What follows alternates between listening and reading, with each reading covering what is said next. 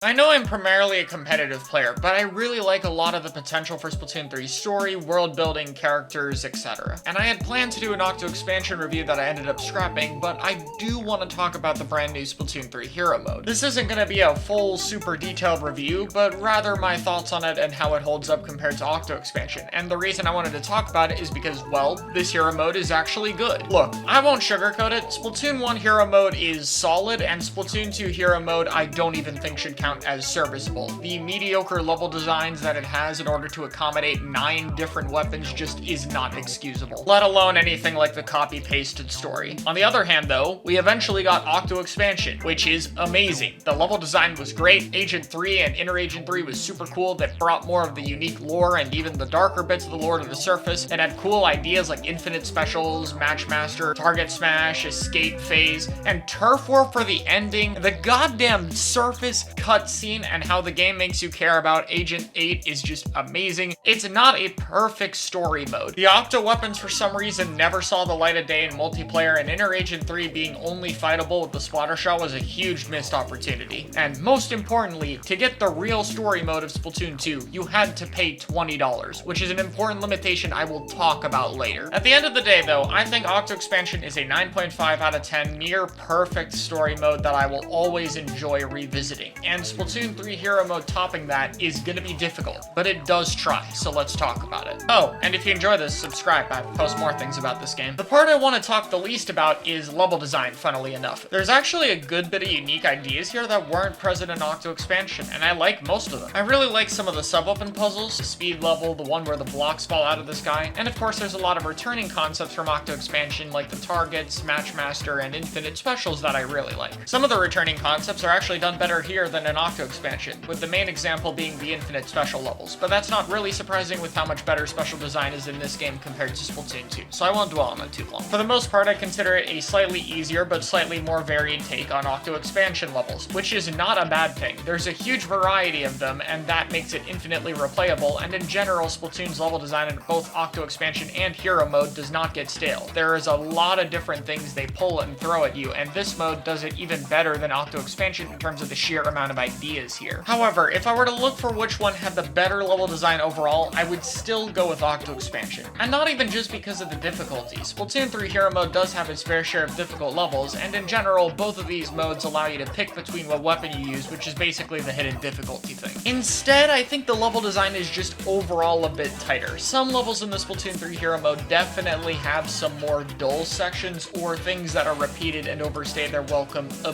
bit too long. It's a very small, minor note, and I like the levels overall from both, but this is why I give the edge to Octo Expansion. The next thing I want to talk about is equally as important, and doesn't get enough credit, and it's definitely a category where Hero Mode takes the victory, which is the hub world. The Deep Sea Metro is super cool, I like the bits you get to walk around, and all the different inhabitants in the trains are awesome, but for the most part, you're just confined to the Deep Sea Metro map, which is just okay. Alterna is a lot better. Being able to actually walk around and explore to interact with the levels is really important. Even if a lot of the islands do look similar, it's still interesting to explore nonetheless, and all of them do still have unique gimmicks, such as the submarine in one of them, the ice physics, and the buried city. However, the real reason this hub world is an important category is because of how the levels are played. In Octo Expansion, you got to pick the different paths you wanted to do to find 4 fangs, and once you found them, you're done. This was a nice added level of customizability to the experience that allow you to pick and choose what you play, but Splatoon 3 Hero Mode just absolutely does this concept better. Outside of the bosses, the only things you really need to play are whatever levels you want to give you eggs to progress. The idea of clearing fuzzy ink to find and choose which levels you pick is amazing. I played Hero Mode on day 1 because I wanted to beat it and not have to deal with spoilers, and then I got to enjoy 100% on my own time and take it slow, and because I got to customize that experience, I enjoyed it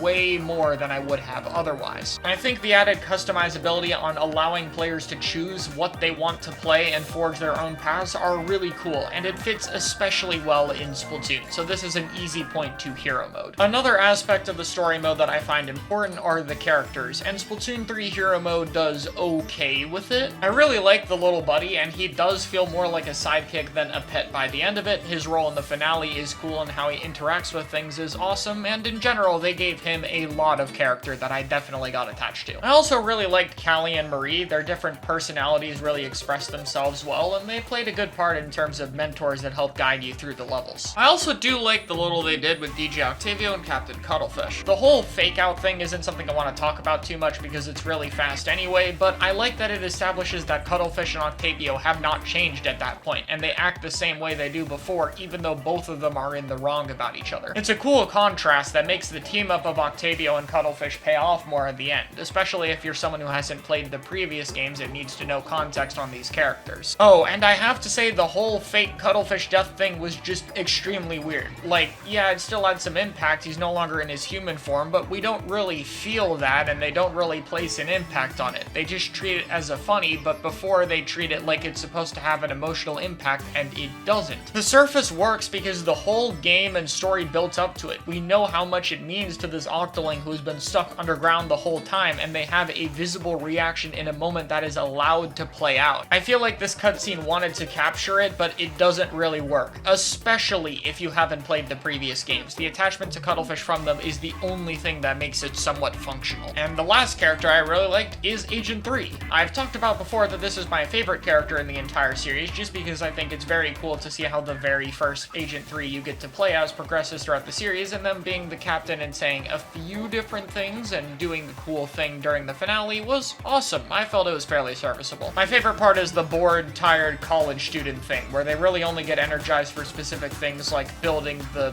whatever this is, which I really found awesome, honestly. Nintendo in the DLC just let me fight them, let me get their gear, and let the hero shot from Splatoon 1 be a skin. Thank you. Also, while I'm on my random list of hopes, please give us more of Agent 3 and 8 together. That is a perfect duo they set up through Octo Expansion, and I would love to see more of it. Outside of those characters, though, I don't think it really does it. I know the new Agent 3 is supposed to be a kind of player character insert, but realistically, they did a good job making us care about Agent 8 and their struggle in Octo Expansion without failing to make them a character insert. So, I don't buy it here. Mr. Grizz was fine. His motivations were understandable, and there's the whole idea of Fuzzy Ooze corruption thing, but there didn't really seem to be too much in the way of it. I felt it was a more obvious reveal on hindsight, and I wish they did a little bit more with making his character and his history with Grizzco more interesting than just the after Alternologue. He is very funny, and I like the capitalism-related jokes in the final fight. Alright, though, the real characters I have some form of issue with, though, are Deep Cut. I do like that they're villains, I like the opening and everything up to them. Where I feel they dropped the ball is at the end. Them turning good was just kinda sudden and happening at the last second, and I just don't really like how that was handled. But more importantly, I feel like I'm left without knowing too much of the individual characters and more about the group. I mean, I know Big Man didn't want to fight me as much as the other two, but besides that, I don't really have a ton of super distinct character traits for the individual idols. I'm sure from looking into it further, there's some stuff there, but my point is, on a surface level, it was a bit difficult to really get attached to these characters, and that wasn't true in Octo Expansion. I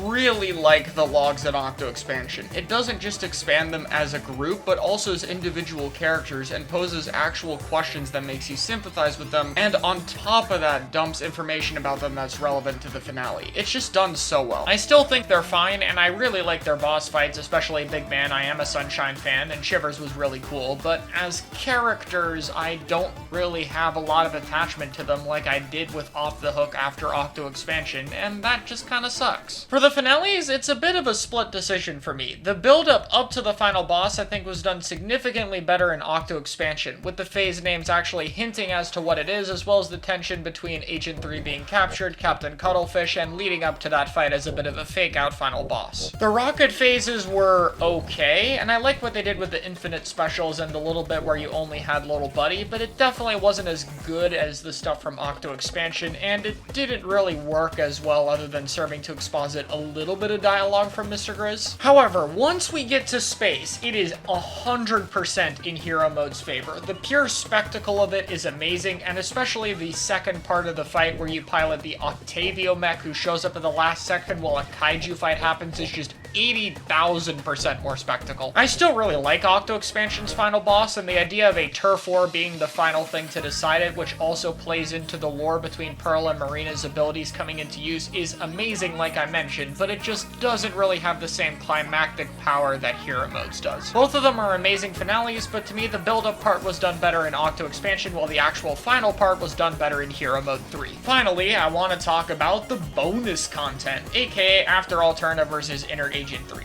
I like Inner Agent 3 better conceptually, you know, fighting yourself from the previous game is just really cool, but After Alterna is much better in terms of having a gauntlet, and if it had a Captain 3 fight as a 5th phase, I think it would undoubtedly be better, but I still think it's a little bit topping Inner Agent 3 at the moment. It's just cool to see more of your skills put to the test, and things like squid rolling off a wall, which was never actually required, start to be things you really need to know how to do, which I really liked. Please give us more levels like this in the DLC. There's some smaller things like the music and the upgrade tree, but I don't really want to talk about those too much. This is all the main things I personally care about, and this is why I think Octo Expansion is slightly better. Though again, only slightly. I think Hero Mode is a 9 or 8.5 out of 10, which is still pretty high for me. And again, remember what I said at the start, this is a free Hero Mode that comes with the game, and Octo Expansion is $20. That's an important distinction. Splatoon 3 already gets way too much shit as Splatoon 2.5 that's not very accurate at all, but if the Hero Mode was a copy-pasted mess, then it actually would be. Having a distinct, important, and unique single-player experience was something Splatoon 3 absolutely needed. I'm very glad that the base campaign for a Splatoon game could actually be really good and show off the single-player side to those who aren't as keen to spend extra money on a game they already bought. With everything being said though, regardless on if it's better or worse than Octo Expansion, the point is it's a really damn good single player, and I think it's worth giving a try. Let me know what you guys think, and I'll see you all next time.